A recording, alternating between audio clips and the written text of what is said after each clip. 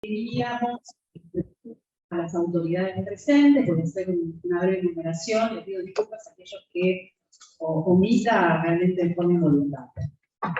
Bueno, se encuentran presentes el defensor general del Departamento Judicial de Moreno General Rodríguez, el doctor Gustavo Linde, la señora diputada provincial, la doctora Débora Galán, el señor secretario de Derechos Humanos del municipio de Moreno, el doctor Nahuel Berlier,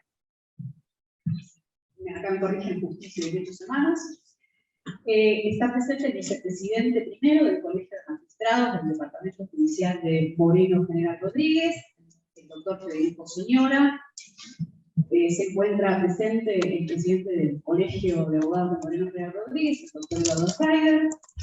También se encuentra presente la señora secretaria de Derechos Humanos de la Asociación del Personal Legislativo, la señora Elena Ferreira. Se encuentra presente la presidenta de la Comisión de Género y Equidad de la Asociación del Personal Legislativo, la señora Tatiana Villarrier.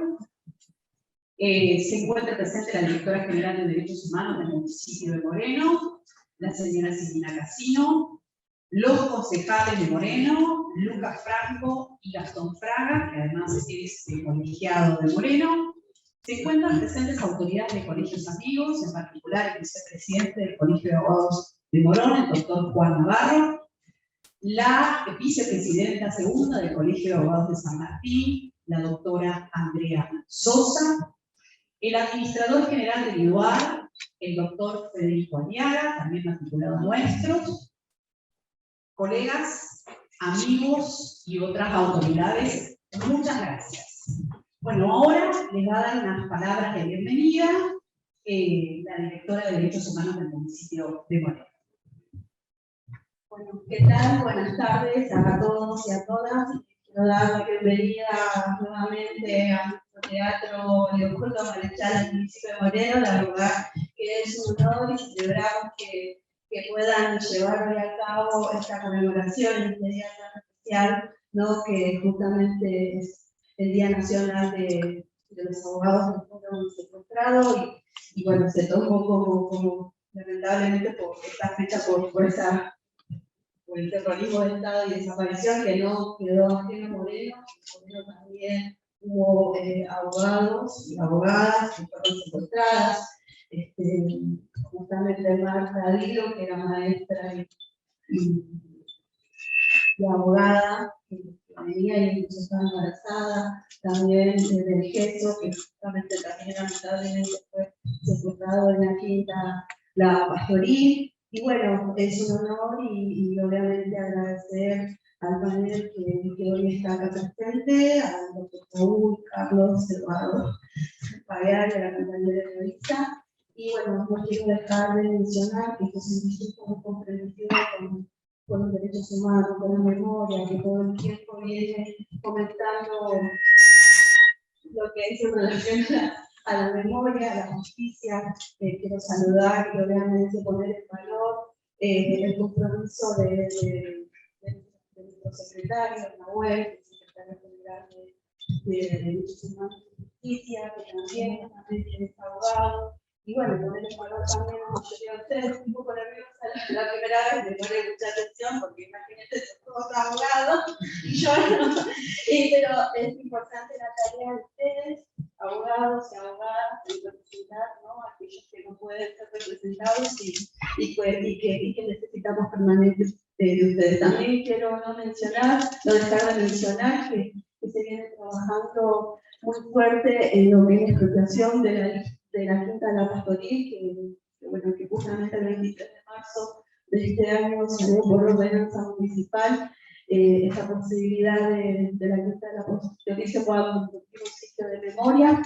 Si no saben, la quinta Pastoril fue un lugar donde, en una reunión, justamente el 29 de marzo de 1976, y hubo un secuestro bastante grande porque era una reunión muy del PRT, que había representantes de distintas provincias internacionales, y bueno, las fuerzas conjuntas llegaron al lugar y secuestraron, y ese lugar está trabajando muy fuertemente con los organismos de derechos humanos, con los secretarios que también dieron su aprobación, que hoy están acá presentes, como Lucas Franco, Gastón Frank, y bueno, es impulsar. Saludos obviamente de parte de nuestra compañera intendenta María Fernández, que es una intendenta que la verdad que le pone mucho y mucho interés a lo que son políticas de memoria y de derechos humanos en general, no solamente relacionados a la memoria, sino en sus aristas. Así que bueno, bienvenidos a todos y a todas, y bueno, que disfruten del panel, y obviamente a ustedes por estar hoy acá. Muchas gracias.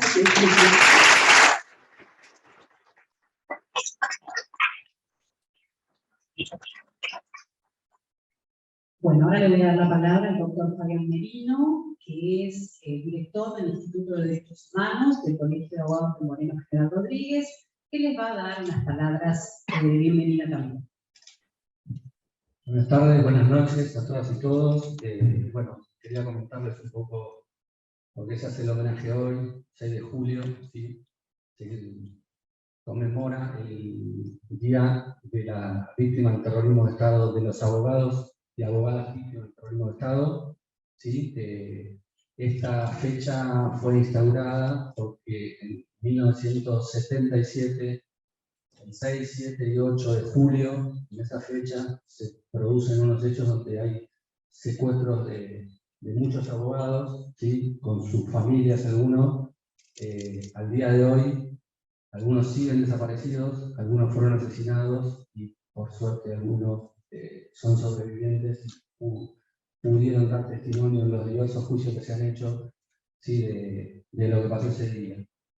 Este día, el 6, nos impone lo que es nuestra organización nacional, que se llama FACA, la Federación Argentina de Colegios de Abogados, ¿sí? Determinó que sea ese día puntualmente para poder evocar y poder recordar y tener memoria de lo que pasó en aquella época. Hubo otros casos también, pero tomamos esta fecha por la masividad que tuvo los secuestros, lamentablemente. Y bueno, comentar quiénes eran los abogados. Eran abogados defensores de derechos de los trabajadores. Uno de los abogados, Norberto Centeno, seguramente lo habrán escuchado, uno de los impulsores de la ley de contrato de trabajo. También hubo otros abogados que los traje anotados porque no les a ninguno: el doctor Norberto Centeno, el doctor Arestín, que lamentablemente está desaparecido. El doctor Centeno fue asesinado a los 3 días, ¿sí? Se encontró su cuerpo. El doctor Alais, que lamentablemente está desaparecido, todavía no hay respuesta. El doctor Ricci, el doctor Bossi, estos dos últimos son sobrevivientes. Tengo entendido, Carlos, que después el doctor Bossi por ahí nos va a dirigir unas palabras. El doctor Fresneda, con su señora esposa, siguen desaparecidos. Estaba embarazada ella en ese momento. Después está el doctor José Verde, que era de la asociación judicial, con su señora esposa. Por suerte son sobrevivientes, ¿sí? No quería olvidarme a ninguno. Hubo una etapa previa a esto, el mes anterior, en junio, al doctor Candeloro, ¿sí? Se produce el secuestro de él y aparece a fines de junio. Esto se produce a mediados de junio. A fines de junio aparece asesinado, ¿sí? En un camino vecinal. Mar del Plata se había convertido en un lugar muy violento. Los grupos de tarea, los grupos del ejército habían secuestrado muchos letrados. Había una actividad, la verdad, que lamentablemente muy feroz y furibunda hacia los letrados, ¿sí? Por eso puntualmente se instituye este día. Todos los abogados fueron alojados en el centro de detención La Cueva. Hubo varias causas judiciales, por ahí vos capaz que nos va a ilustrar con alguna de estas causas. Hubo condenados por estos hechos. Me estaba comentando hoy, hablé con el director de Derechos Humanos del Colegio de Mar del Plata, y me dice que sigue una causa de la subzona 15, de la zona de Mar del Plata, donde se siguen buscando culpables de todo lo que pasó, ¿no?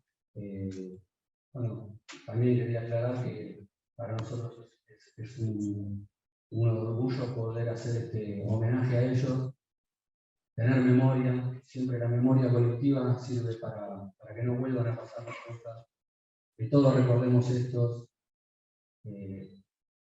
Es muy importante eso. Desde el Colegio de Abogados, desde el Instituto, siempre levantamos la bandera de la memoria, la verdad y la justicia, con Eduardo Schreiber como presidente.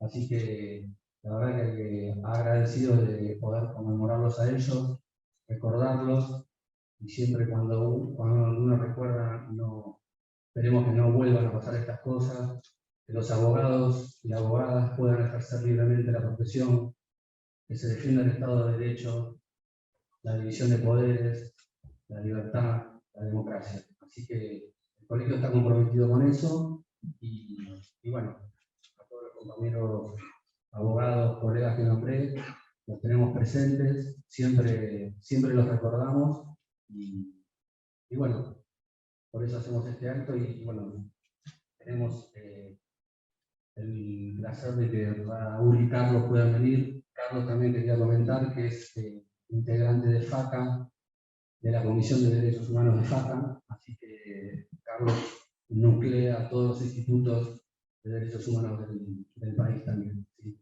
Así que es muy importante su presencia. Así que, bueno, tenerlos presentes siempre, ahora y siempre, ¿sí? A todos los compañeros, colegas.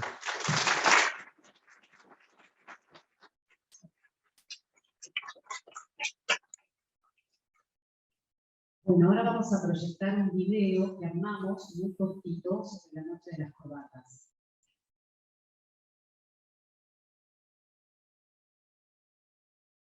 Que entre el 6, 7 y 8 de julio llevaron a todos los abogados a la cueva sin poder precisar con exactitud qué día llegó cada uno.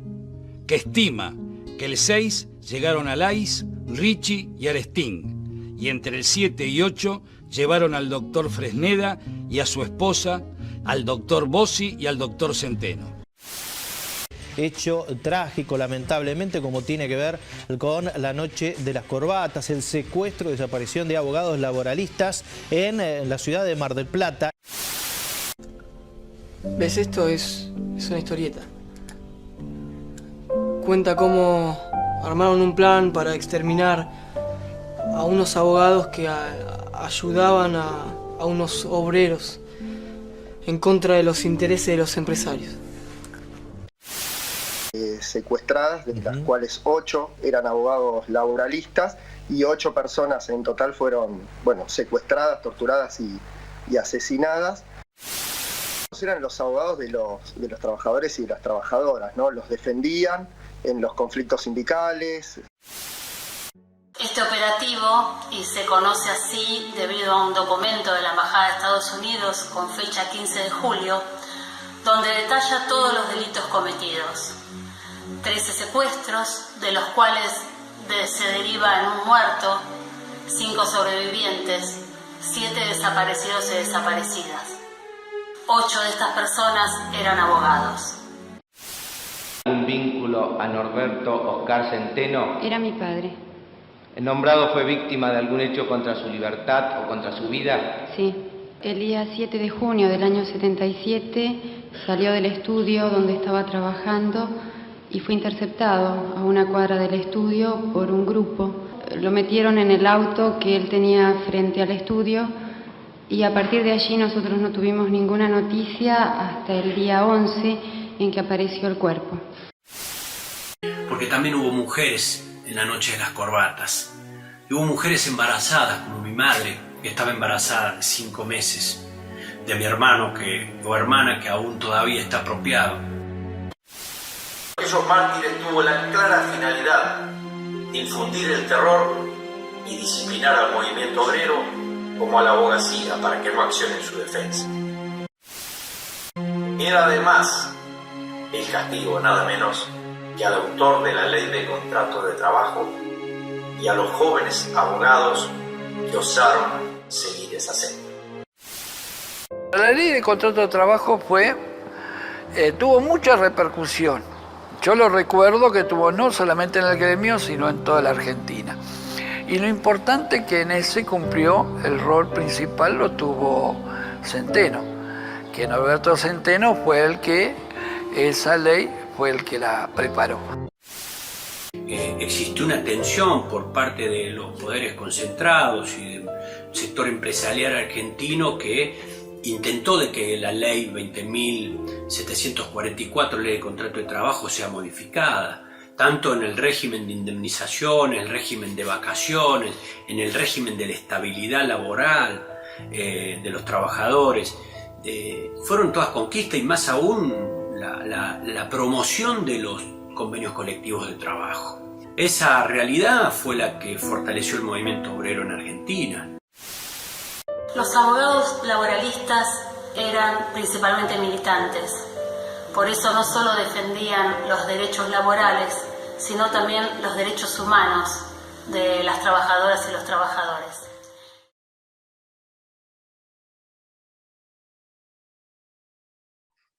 Terrible. Yo había pensado cuando organicé el evento, porque invitamos a estudiantes de la carrera de abogacía o gente que no está familiarizada con la noche de las corbatas, pensé, bueno, ¿por qué no hacer un video y contar esta historia? La verdad que, bueno, quiero agradecer al personal del colegio por el armado, especialmente a Daniel. Gracias. Bueno, ahora le voy a dar la palabra al doctor Carlos López de Belva, un amigo muy querido. Él es presidente de la Comisión de Derechos Humanos de FACA, además de la Asociación de Abogados de Buenos Aires, Abogados y Abogadas de Buenos Aires, uno de los artífices de que se declarara hoy Día Nacional de los Abogados y Abogadas Víctimas del Terrorismo de Estado. Así que es un honor tenerte, Carlos. Buenas noches a todos y todas, colegas, compañeros, compañeras.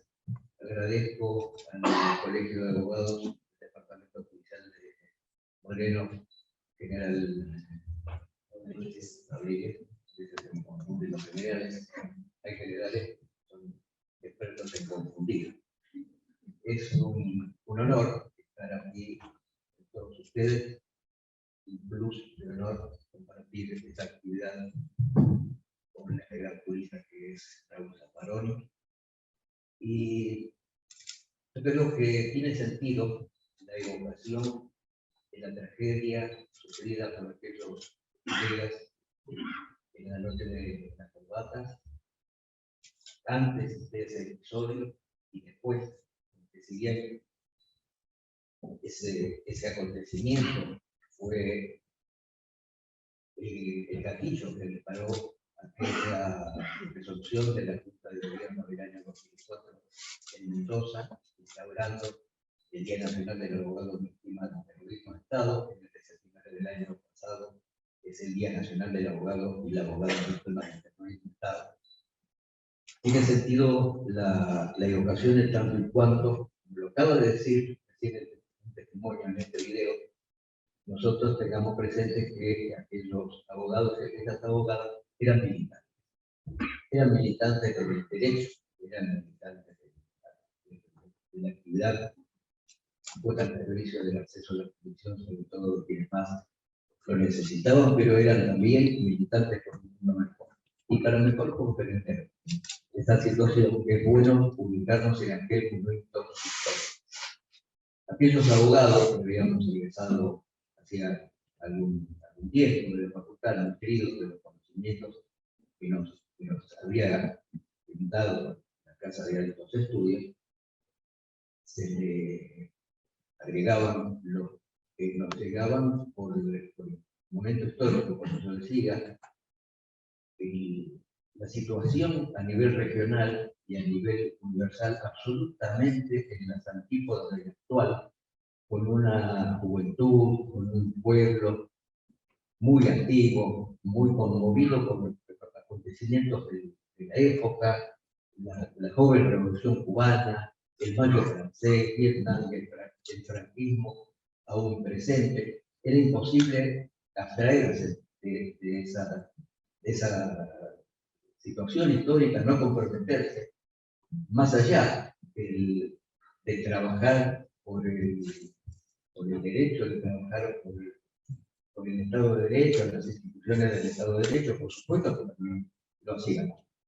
Pero poniendo en general o tratando de hacer nuestra aportación al servicio de los más necesitados, dándole un contenido social que creo que le daba un plus de valor ético y moral.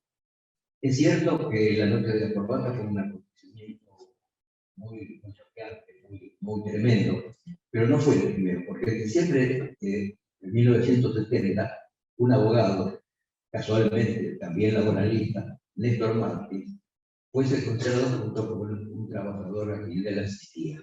Antes de la noche de las corbatas, también hubo hechos muy graves, muy serios. En lo personal, a mí me motivó mucho la tragedia de dos abogadas muy jóvenes que en Rosario habían sido secuestradas, torturadas, asesinadas y sus cuerpos arrojados a las aguas, no recuerdo si un río o un lago. En aquella circunstancia yo estaba en el principio de la actividad gremial en el recientemente creado Colegio del Departamento Judicial de General San Martín, y recuerdo haber escrito para el boletín, que era mi responsabilidad en aquella época, un editorial sobre ese hecho que había sido muy cruel y tremendo. Pero después de la noche de las corbatas, siguieron las detenciones, desapariciones de abogados y abogadas, los asesinatos, las torturas, el exilio exterior y interior, y mil padecimientos. Y una corriente ideológica de represión, que fue brutal en esos años, después se mantuvo con distintas características, pero con la misma filosofía, que hoy nos acusan de ser industriales del juicio, tienen más o menos la misma ideología de los que desaparecieron, asesinaron o reprimieron a nuestros colegas. Por eso creo que no solamente este acto es un acto de memoria entendida como la evocación de algo que pasó y que tiene sentido y que tiene contenido concreto si nosotros hoy nos planteamos, aquellos que somos abogados, abogadas, que cuál es nuestra función social, cuál es el verdadero honrar la memoria de aquellos que ya no están, y cuál es la forma en que nosotros podemos darle ese contenido ético y moral a nuestro ejercicio profesional. Yo creo que es tratando de seguir el camino de aquellos que todo lo dieron sin pedir nada a cambio. Si bien, como decía, el disparador de aquella resolución adoptada por la Junta de Gobierno de la Federación Argentina de Colegios de Abogados en Mendoza en el año 2004 fue fundamentalmente el asesinato y el secuestro de abogados y abogadas. La lista que supera el número de 100 de colegas reprimidos es mucho mayor, y el contenido de la declaración de Mendoza incorpora no solamente a los abogados que fueron víctimas de aquella noche, sino a todos los que lo sufrieron con posterioridad, en una declaración que fue absolutamente amplia y generosa en ese sentido, no limitándose a los hechos sangrientos de aquella noche. Sí, en realidad fue una larga noche que padecimos muchos abogados. O sea que tengo para mí que la mejor forma que nosotros tenemos de evocar a nuestros colegas es recordando que la militancia es un acto de alegría. Eso lo hemos aprendido de los organismos de derechos humanos, que supieron enseñarnos a suplir los minutos de silencio con minutos de aplauso. Yo creo que aquellos abogados, aquellas abogadas ejercieron su profesión con esa alegría militante, no midiendo consecuencias, y el mejor homenaje que nosotros les podemos rendir es traerlos, decirles que no los olvidamos, que los tenemos presentes, que no han muerto, que no morirán, que los que están desaparecidos para nosotros están presentes, y que así seguirá, en tanto en cuanto nosotros podamos seguir siendo fieles a ese legado. Yo decía que me es muy honroso compartir esta actividad con Raúl, a quien le dije que me ofrecía gustoso hacerle hoy la segunda voz o traerle la guitarra. La guitarra no la trajo, la segunda voz es a lo que nos dedicamos. Bueno, muchas gracias a todos y todas. No se me escapa que ustedes no vinieron a escucharme a mí, o sea que les voy a dejar con la presencia de quienes ustedes sí vinieron a ver y a escuchar. Muchas gracias a todos y todas.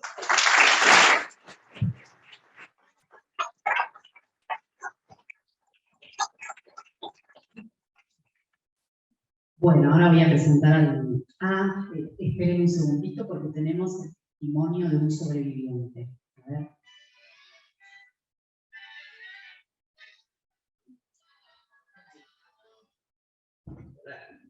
Un segundo. Bien, que vamos a hacer una demostración de tecnología y que vamos a escuchar. ¿Eh? Adelante.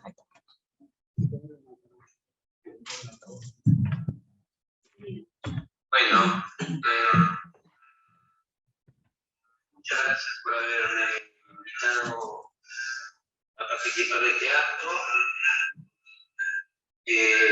Agradezco a todos la conmemoración de este hecho.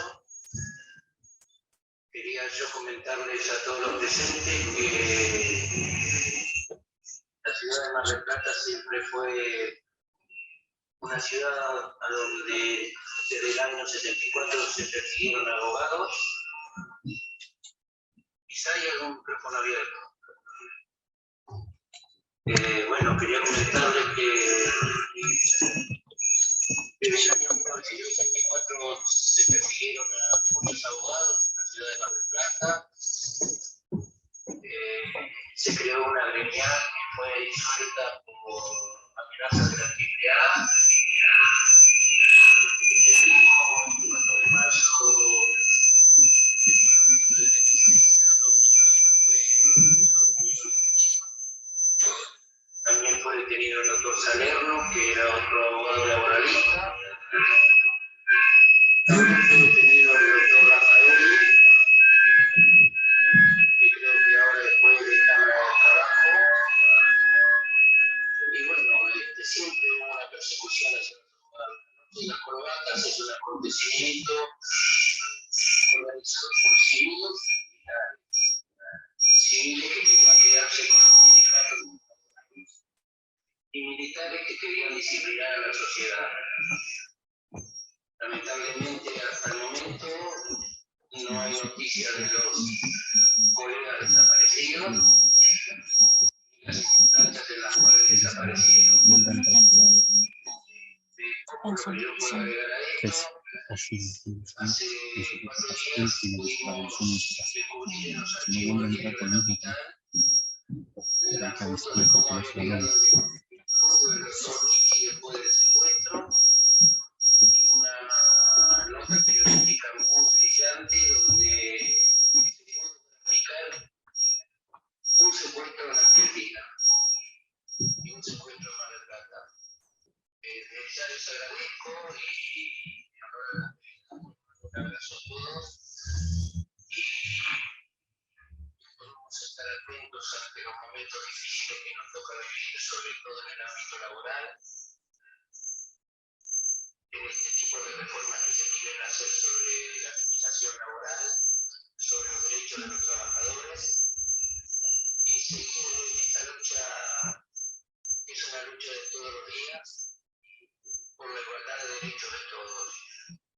Les mando un fuerte abrazo y les agradezco muchísimo esta invitación.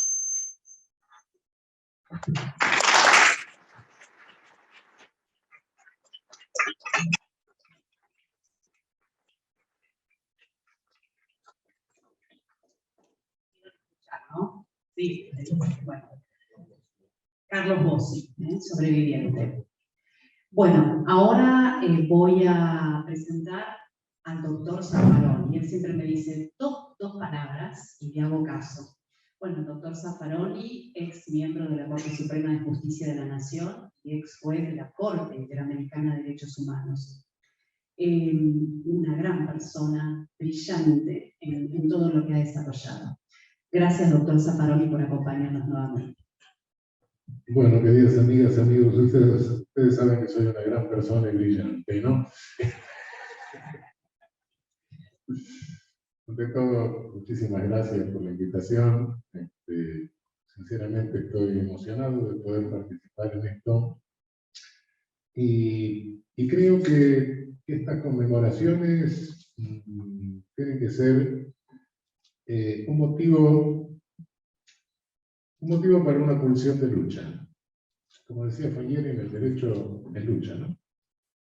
Del campo rey. Y la historia, estamos conmemorando un hecho histórico, y hechos históricos buenos y nefastos, ¿no? Es un hecho histórico nefasto. Pero ¿qué recuerda la historia? La historia no es una mera sucesión de hechos pasados. Hay muchos hechos pasados que no nos interesan, no sabíamos lo que ponía Colón antes de llegar, ¿no? Son hechos pasados que la historia recoge los hechos pasados que determinan nuestro futuro y nuestro presente.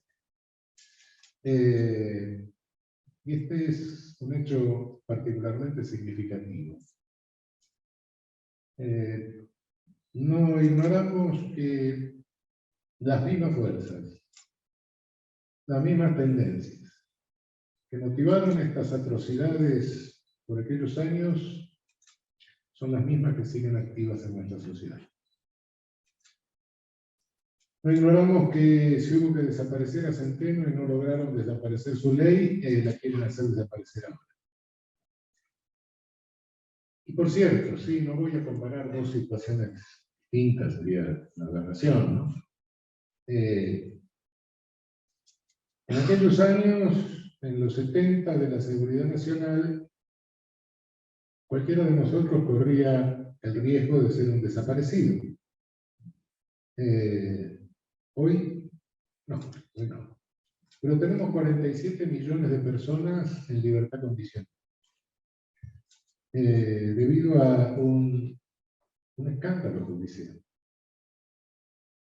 En aquel momento me tocó, lamentablemente, desde la primera instancia, ver la indiferencia dentro del Poder Judicial, el silencio frente a lo que estaba sucediendo, racionalizaciones legitimantes dentro del Poder Judicial. Recuerdo que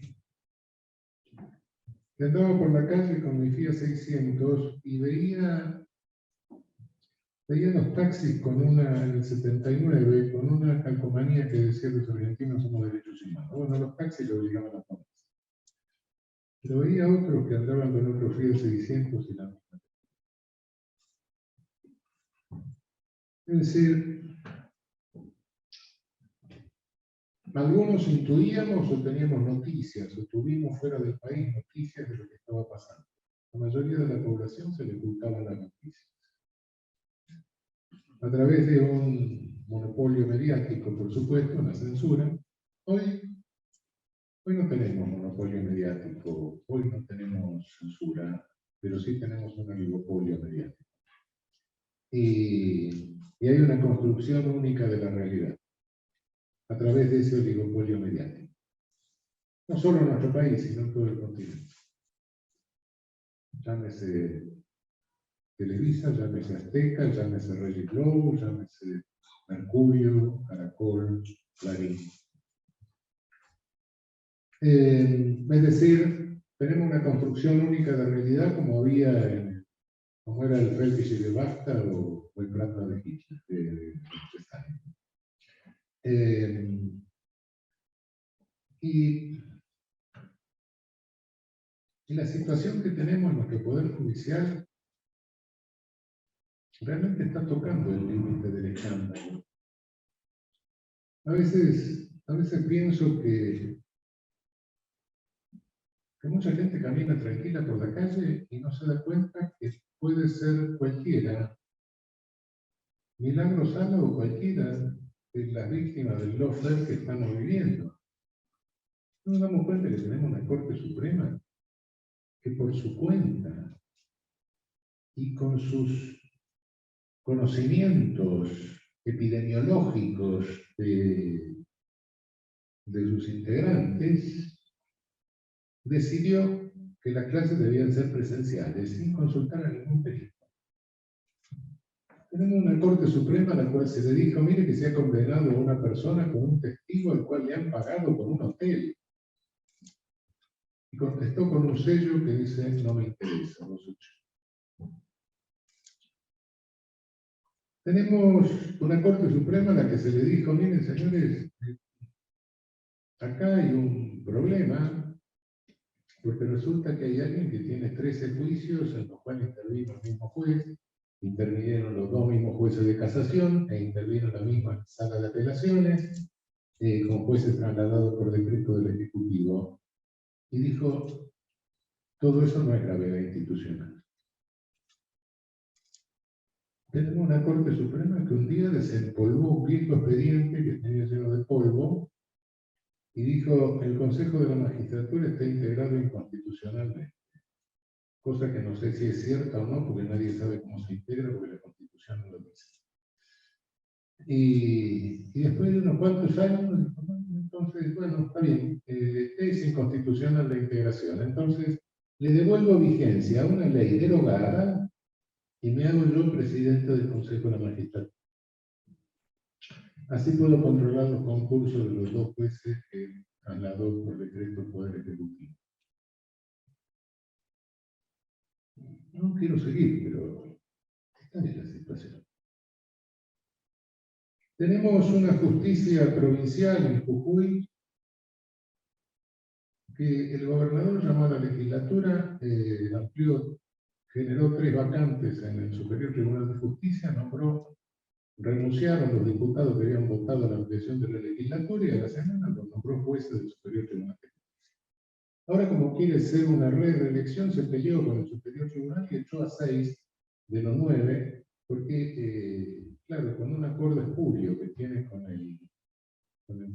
la principal fuerza opositora, tiene mayoría en la legislatura y con eso amenaza el juicio político de todo el Poder Judicial. Es decir, tiene la suma de poderes públicos. Y la legislatura que concede la suma del poder público incurre en el delito de traición a la patria previsto en el artículo 29 de la Constitución Nacional. Yo no sé si la omisión y la acción equivalen en el caso, pero por lo menos hay una grave omisión de la. Pero además, en el caso de Milagro está muy claro que lo que se está cometiendo es una privación ilegal de libertad, reconocida por los mismos integrantes del Superior Tribunal de Justicia de la provincia de Jujuy. En declaraciones no públicas, sino no, pero que trascendieron, donde dejaron claro que su intencionalidad era no soltarla porque no se podría gobernar con ella. 2 presidentes del Superior Tribunal. Una presidenta y un expresidente. Es decir, esto directamente es una privación ilegal de libertad, no es una decisión opinable, apelable, etcétera, sino una privación ilegal de libertad, dolosamente cometida con un dolo directísimo. Se está cometiendo ese delito. Y eventualmente se puede estar cometiendo un delito de traición a la patria, el 29. Y sí, es cierto, el Poder Ejecutivo Nacional no puede indultarla. El inciso 5 del 99 de la Constitución solo le permite indultar delitos de competencia federal. Podría indultarle uno, pero no le cambia la situación. Pero me pregunto lo siguiente. Frente a lo dispuesto por el artículo 5 y 6 de la Constitución. Es decir, las provincias tienen que garantizar en sus constituciones la administración de justicia. Y corresponde la intervención federal cuando no se garantiza el sistema republicano. Frente a eso, frente a esa disposición, los tres poderes nacionales, los tres, ejecutivo, legislativo, judicial, permanecen indiferentes ante lo que está pasando en la provincia de Jujuy.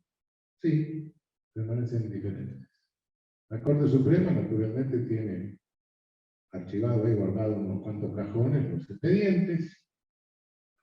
Resolvió que Milagro tiene que estar en arresto domiciliario, porque era una decisión de la Corte Interamericana de Derechos Humanos, y el gobierno de Jujuy no acataba. Pero después, nada más, y tampoco esperemos mucho.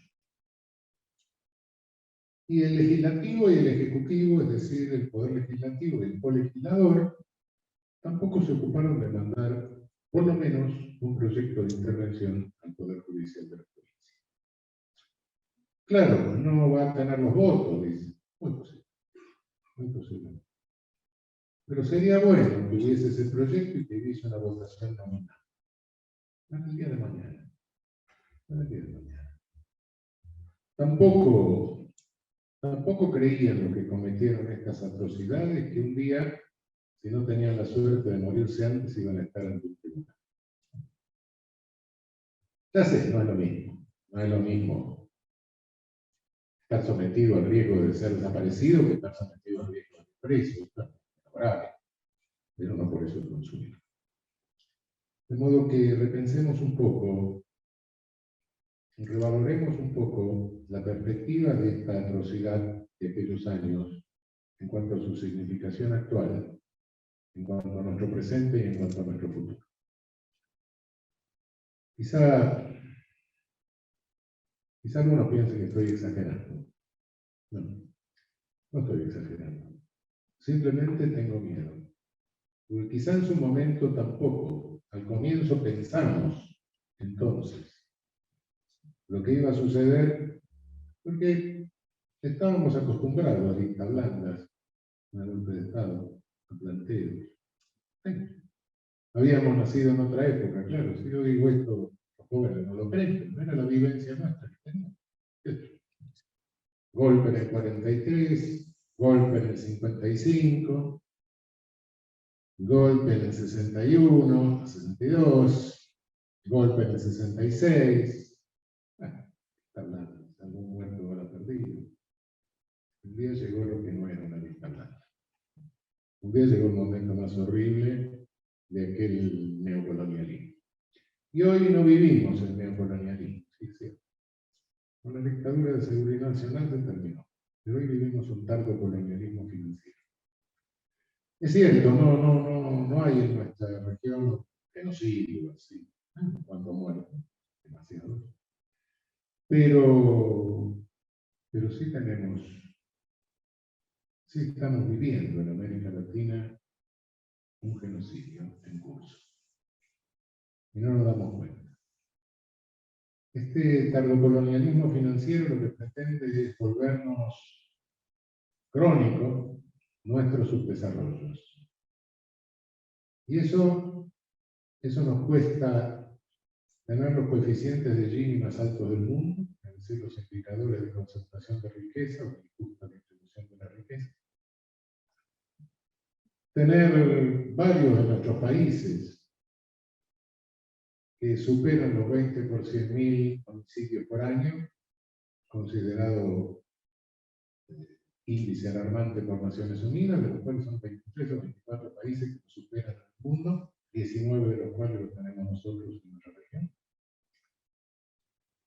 Si a eso le sumamos muertos por inseguridad laboral, muertos por falta de campañas sanitarias, campañas de vacunación, muertos por atención selectiva de la salud, muertos por incapacidad de nuestra infraestructura caminera, los vehículos que nos imponen, vamos a 200 km por hora en la puerta de Santa Vaca. Si sumamos todos esos muertos, vamos a ver que con gran paciencia cada 2 meses, más o menos, en la región nos echamos una Hiroshima y Nagasaki con paciencia. No tenemos un genocidio al viejo estilo, pero sí tenemos un genocidio incluso por goteo. Y el genocidio por goteo, por las circunstancias de ser por goteo, no deja de ser. Y naturalmente todos sabemos quiénes son los que lo sufren, que son los más vulnerables de nuestras sociedades, en las cuales no hemos conseguido borrar hasta el presente la estratificación jerárquica que nos dejó el colonialismo original. Y que continúa en esta etapa de colonialismo. Por eso tengo miedo, por eso hago esta advertencia, porque ya nos pasó una vez. Ya nos acostumbramos a ciertas cosas y un día no nos dimos cuenta de que lo que venía tenía una calidad diferente. Cuidado que no nos pase lo mismo, por eso recuperemos la memoria de este hecho nefasto, pero recuperémosla en el sentido histórico, en el sentido de su significación para el presente y su proyección hacia el futuro. Bueno, muchísimas gracias.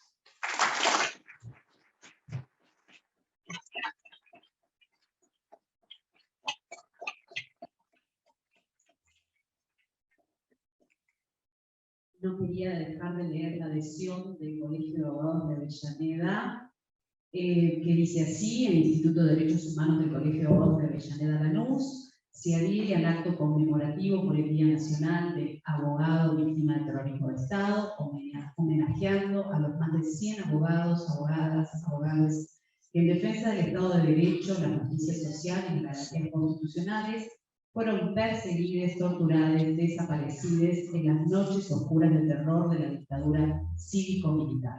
La noche de las corbatas representó el macabro plan de silenciar a los abogados laboralistas que asumieron el deber y la responsabilidad de acompañar la defensa irrestricta de los trabajadores en sus reclamos gremiales. Firma la declaración el doctor Alejandro Zimmerman y la doctora María Victoria Fabio. Bueno, para dar el cierre del evento, le voy a pasar el micrófono al doctor Eduardo Schreiber, nuestro presidente.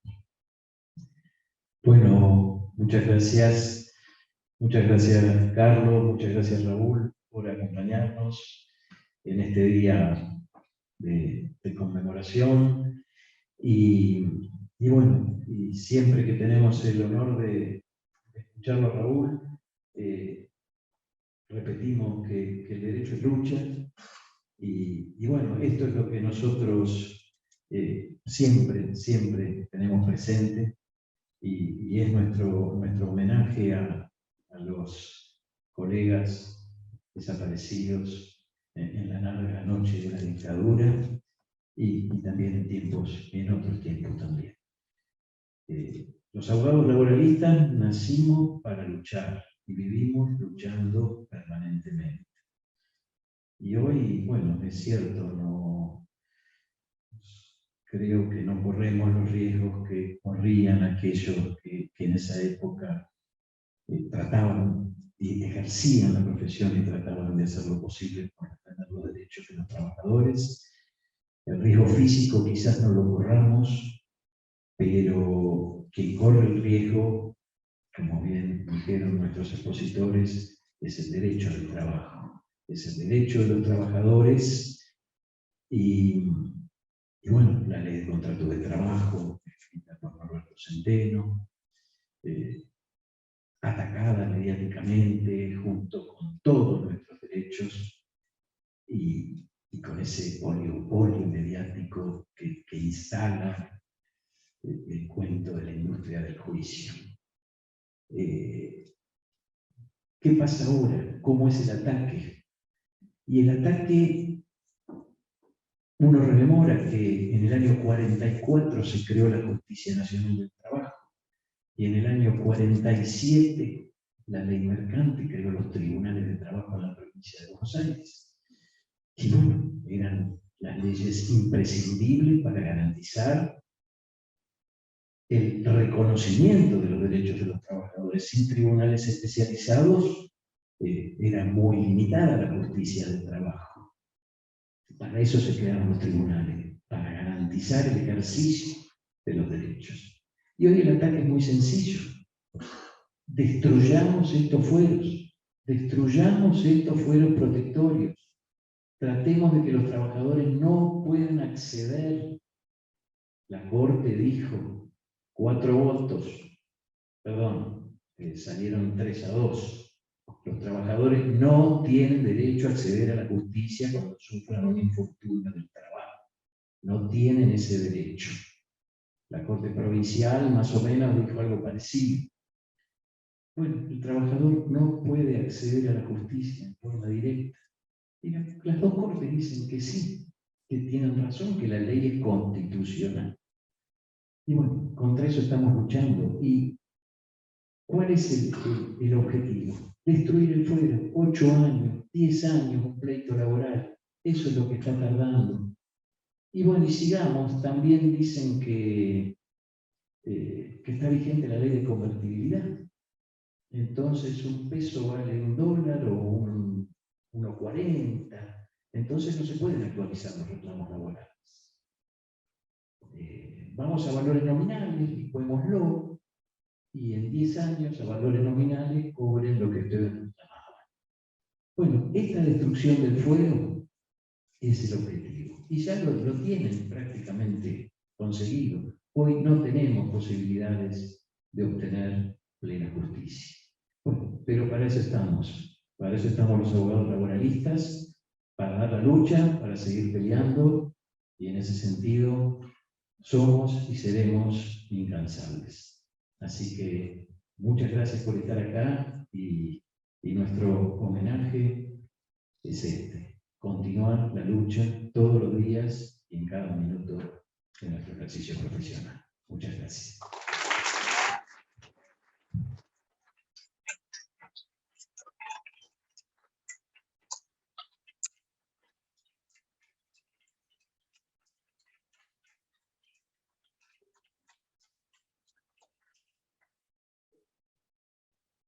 Bueno, muchas gracias a todos y todas.